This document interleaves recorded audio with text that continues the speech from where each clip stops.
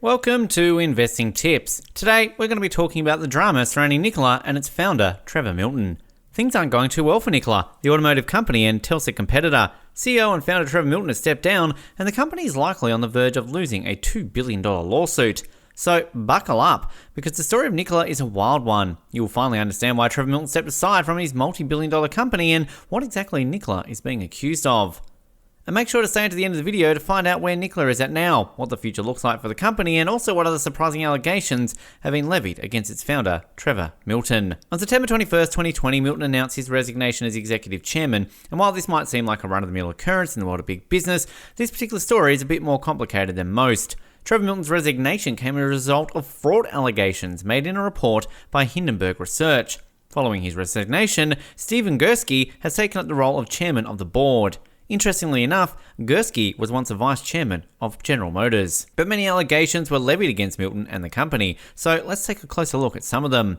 In Hindenburg Research's comprehensive report on Nikola's activities, it was revealed that the company was built on an ocean of lies. It is supposedly an intricate fraud built by Milton, but what's important to keep in mind is that Hindenburg is a short-selling firm for Nikola, so in other words, Hindenburg Research can potentially make a profit if Nikola's stock market value goes down. This is one of Milton's main points of contention with Hindenburg's report when he responded to the allegations on Twitter. He stated that his detractors are simply out to get him, and that the allegations against him are nothing more than that, calling them one-sided false claims. In the past, Milton has also alleged that those involved in short-selling the company's stock are anti-Nikola or paid attack accounts that are aiding rival company Tesla.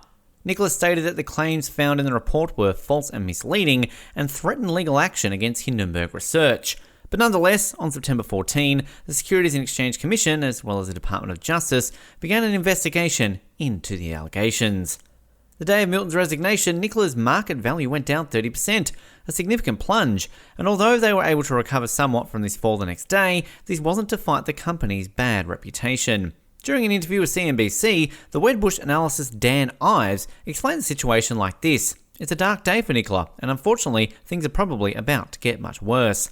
Another allegation from the Hindenburg report was in relation to the company's semi-truck design.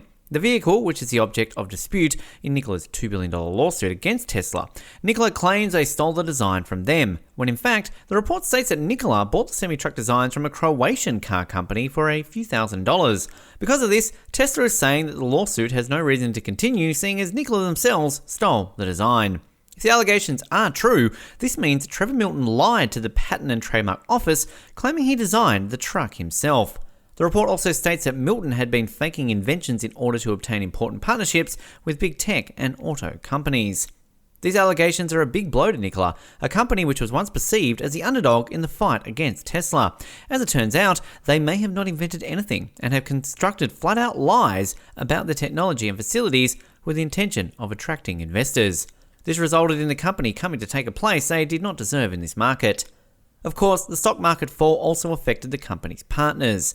General Motors, who had just recently signed a deal with Nikola, found themselves suffering a 4% stock plunge on the 21st of September, and multiple potential partners had put an end to negotiations with Nikola. Even BP has been rumoured to have been a possible partner, with the aim of building hydrogen refueling stations of the company. However, due to the accusations, these dealings have been paused.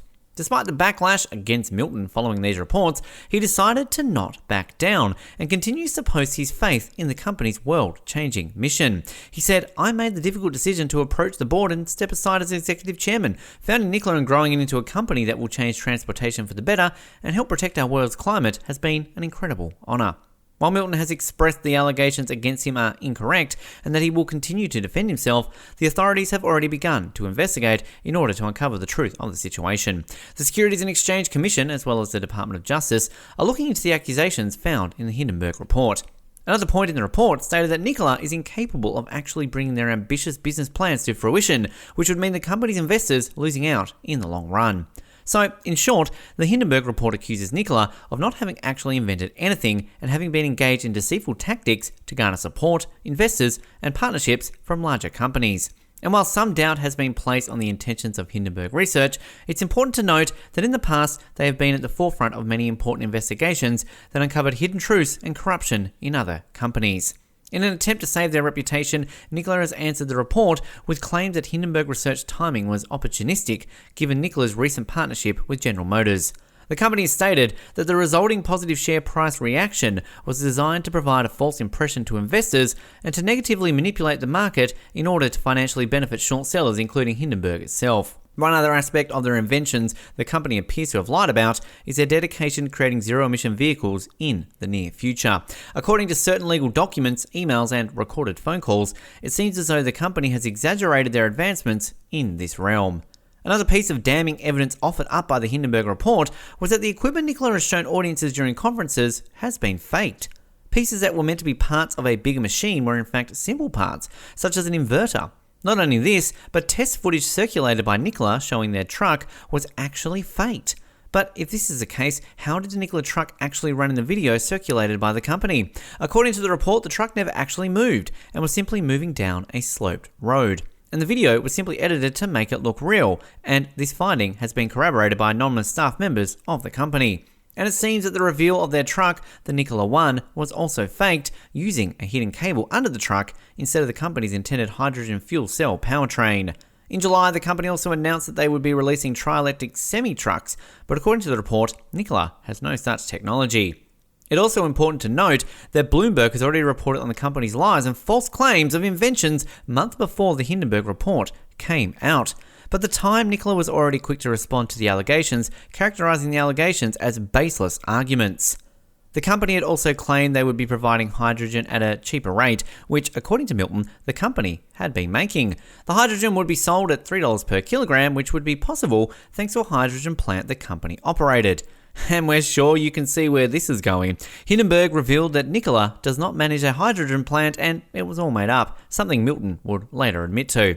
And another interesting detail to note with regards to the hydrogen claims is that Travis Milton, Trevor's younger brother, was managing the hydrogen infrastructure, something that didn't exist, but that he presumably was getting paid for, which is especially strange considering that Travis has no experience in this field. He used to manage a golf club in Idaho. His experience is in construction and remodeling. But things get much worse. Other than the Hindenburg report, September also brought along a different set of allegations against Trevor Milton. Aubrey Ferrin Smith, Milton's cousin, accused the former CEO of sexually assaulting her back in 1999 when he was 18 and she was only 15. Several details of the allegations were later confirmed by the Wall Street Journal. Smith had told family members about the incident a few months after it occurred, who then notified authorities, but no charges were filed. CNBC confirmed that Smith filed a formal complaint with the local police where the assault took place. She'd even posted an account of the sexual assault on Facebook without identifying Milton. On September 28th, CNBC reported that another woman had come forward with allegations of assault against Milton from when she was 15 and he was 22. The assault, which constitutes rape and forced sexual assault under Utah law, is being investigated by local police. If things weren't bad enough, Milton supposedly later bragged to his friend that he had taken her virginity in the theater room.